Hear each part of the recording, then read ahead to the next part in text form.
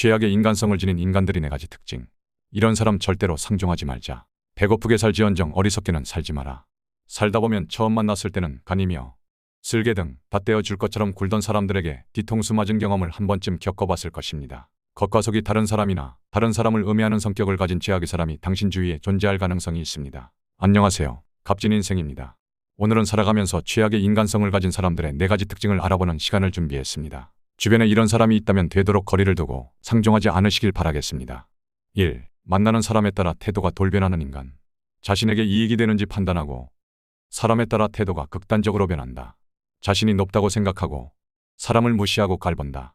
성격이 나쁜 사람은 상대가 자신에게 이익이 되는지 아닌지를 항시 판단하고 사람에 따라 극단적으로 태도를 바꾼다. 이용할 대로 이용하거나 아니면 뭔가 건질 것이 있다고 판단했을 때 때로는 온화하게 때로는 횡포에 가깝게 사람을 조종한다. 이런 사람들은 종종 식당 등에서 종업원에게 반말을 넘어 명령조로 말하거나 불평을 걸 듯한 언행이나 행동을 취하는 경우가 많다.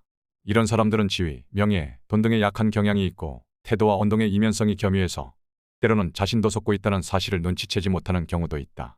만약 주변에 이와 같은 행위가 의심되는 사람이 있다면 그 사람이 약한 위치에 있는 사람들 앞에서 어떤 행동을 취하는지 주의 깊게 살펴봐야 한다. 2. 사람을 지능적으로 이용만 하는 인간. 지능적으로 약하고 힘든 사람들에게 접근해 본인에게 이익이 되도록 이용한다. 정말로 성격이 나쁜 사람은 타인의 솔직한 감정이나 선의를 교묘히 이용해서 자신의 입맛에 맞게 끌어당긴다.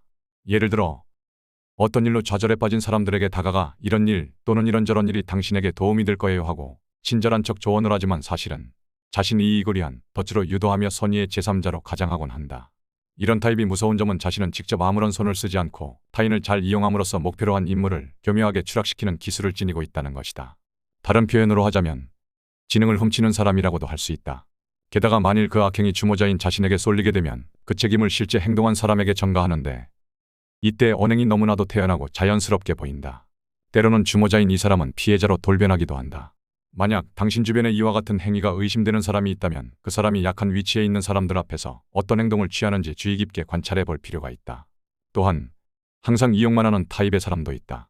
일상적으로 항상 그런 언행을 하는 사람이 주변에 있다면 그 사람과는 절대로 말을 하지 않는 것이 가장 현명한 방법일 수 있다.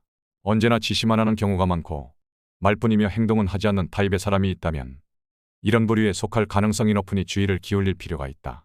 3. 자신이 가지지 못하는 것에 대해 질투심이 있고 비아냥거리는 인간. 타인의 비밀을 아무렇지 않게 흘려버리는 사람도 같은 부류이다. 자신이 아는 얄팍한 지식을 드러내놓고 그것을 모르는 사람이 있으면 그런 것도 모르는 게 말이야 하고 조롱하며 무식한 인간 취급을 하는 경우가 있다. 이런 사람이 주변에 있는 것만으로도 자신감과 적극성이 낮아지며 최악의 경우 자기 자신의 정체성마저 잃게 될지도 모른다. 만약 그런 사람들을 부모로 두고 있다면 더 말할 필요가 없을 것이다. 이런 사람들임을 눈치챘을 때에는 위험인물임을 인지하고 조속히 거리를 두어야 한다. 4. 뒤통수에서 남의 이야기를 하는 인간. 진짜 나쁜 사람은 당사자 앞에서는 웃는 얼굴을 하고 있다가 그 사람이 잠시 자리를 비울 때 뒷담화를 하는 인간이다. 다른 사람의 험담을 늘어놓거나 쓸데없이 나쁜 소문을 퍼뜨리는 언행은 결코 칭찬받을 행동이 아니다. 자신의 마음에 들지 않는 사람을 음해하기 위해 자신의 이익을 위해서 의도적으로 악의적인 거짓말이나 소문을 퍼뜨리는 사람들이다. 성격이 나쁜 사람과 부딪혀야 할 때는 이 사람은 뭔가 병에 감염된 거야 라고 생각하는 것이 대처법 중에 하나이다. 상대를 대등한 입장이라고 생각하면 짜증도 나고 스트레스도 쌓이게 된다. 감정을 억제하기 위해서 저런 성격은 병이 원인이라고 생각하게 되면 조금 참을 수 있게 된다. 그것을 고치는 데는 물론 많은 시간과 노력이 필요하다. 성격이 나쁜 사람을 대처할 때는 병에 걸린 불쌍한 사람이라고 생각하면 된다. 최악의 인간성을 지닌 사람들의 특징.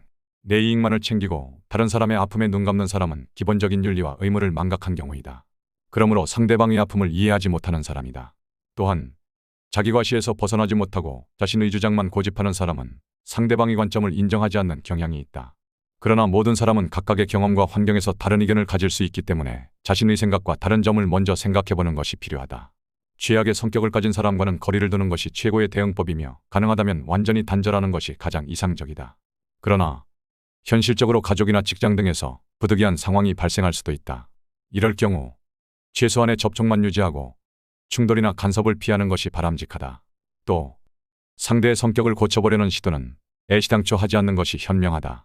이는 오히려 자신이 조종당할 위험을 초래할 수 있다. 어쩌면 상대를 무시하는 것이 부자연스러울 수 있지만 스트레스를 받는 것보다 차라리 상대와의 충돌을 피하는 것이 중요하다. 스트레스는 만가지상사라고 합니다. 온갖 병의 근원을 굳이 키울 필요가 있을까 싶습니다. 지금이라도 인간관계에서 현명한 거리를 두시는 구독자님들 되시길 바라겠습니다. 여러분의 관심으로 값진 인생의 힘을 낼 수 있습니다. 항상 관심 가져주셔서 감사합니다. 고맙습니다. 덕분입니다.